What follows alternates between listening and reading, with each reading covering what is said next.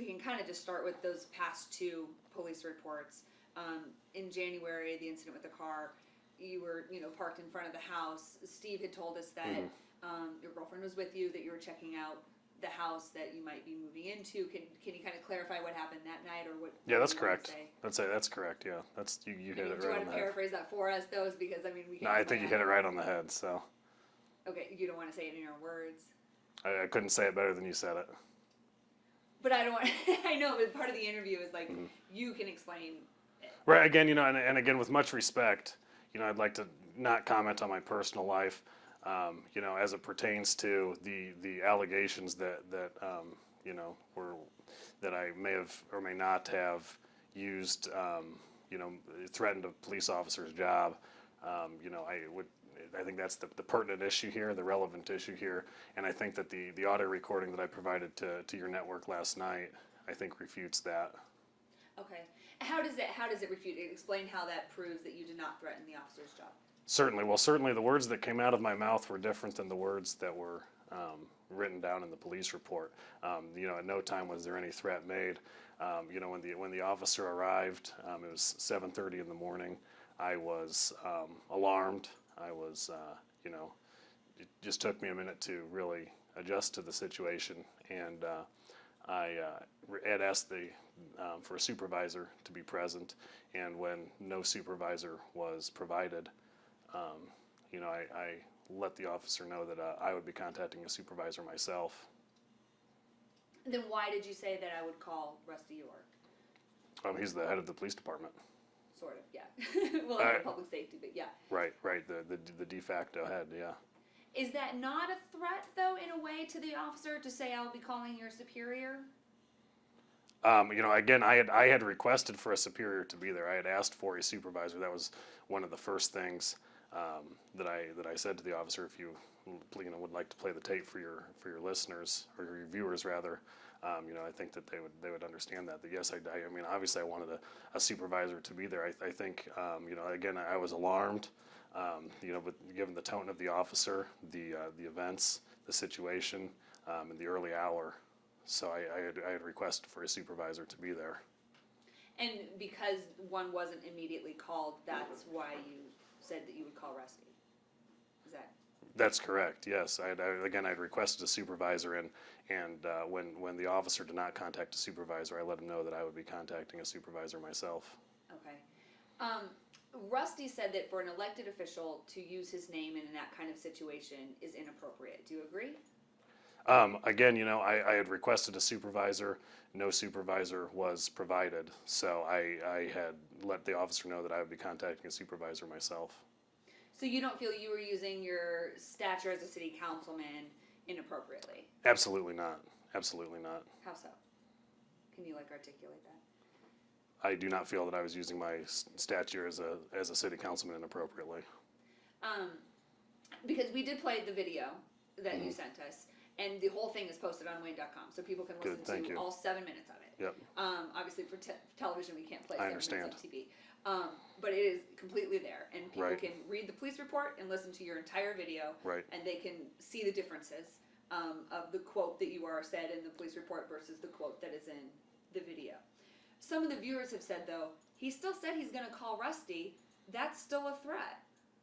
Again, there's absolutely no threat made. I didn't threaten to call Rusty. I told him that I was going to be, again, after I asked for a supervisor, I let the officer know that I would be calling a supervisor myself. And you don't think that it was appropriate for the officer to interpret that as a threat? Not at all.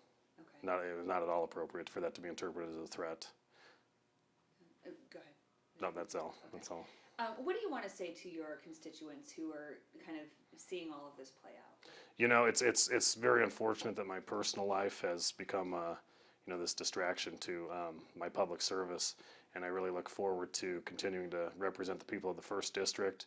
To be a good steward of taxpayer dollars, to be a fiscal conservative, to invest in our neighborhoods, and to make Fort Wayne a great place to live and work.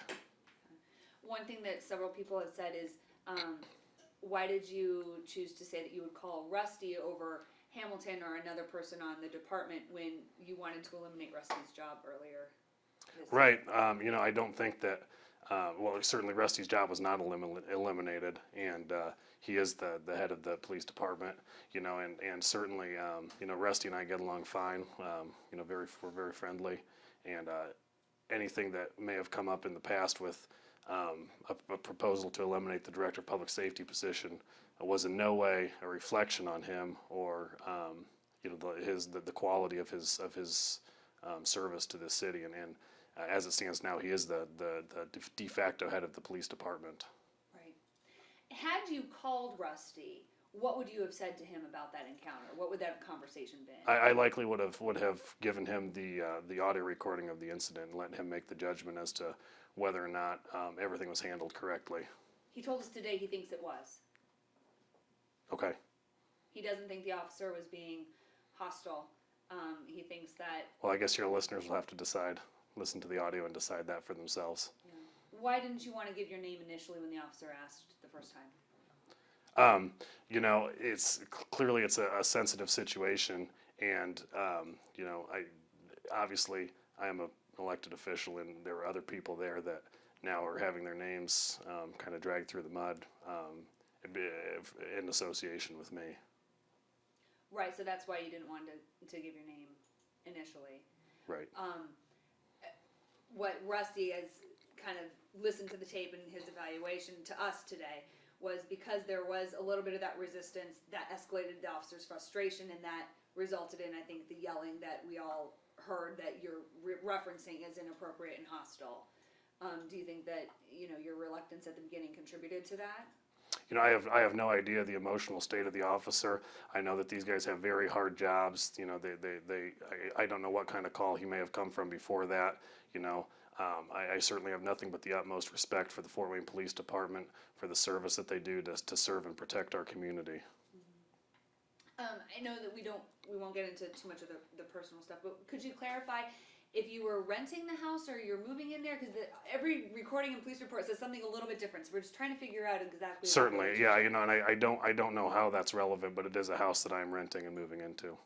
Okay, so you're renting it and going to be moving in. Right. Okay, so you don't live there yet. I'm in the process of moving. Okay, so is that why there's not a lot of furniture in there and just right. the mattress upstairs? I mean, you've moved before, right? You know, not everything's in there overnight. It's been very cold, you know. I just got the heat turned on, so and City Utilities was out last week to turn the water on. So it's a process. It takes some time. So. Right. Okay. Because I think that just on the surface, people are like, well, what's going on there? Right, if yeah. You don't live there, but you rent it, but you don't, and then you're nothing buying exciting. it and... I'm just moving. I'm in the process of moving. Right. How long have you been renting it? I like a week and a half. Oh, okay. Yeah. So super recently. Yeah. Again, you know. And were there some code violations or something that they had to get fixing or something like that? I have no idea how that would be relevant to this story.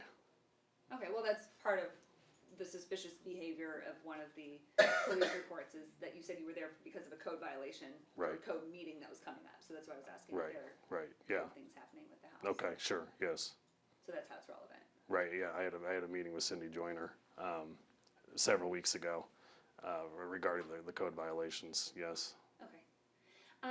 Let's see, is there anything else that you can think of that we haven't touched on? I don't think so.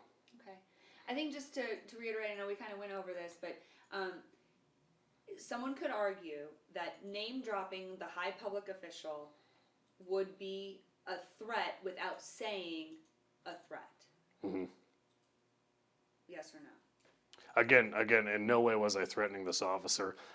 You know, I had requested a supervisor to be there, given the tone of the situation, and when no supervisor was called by the officer, I had just let him know that I would be contacting a supervisor. So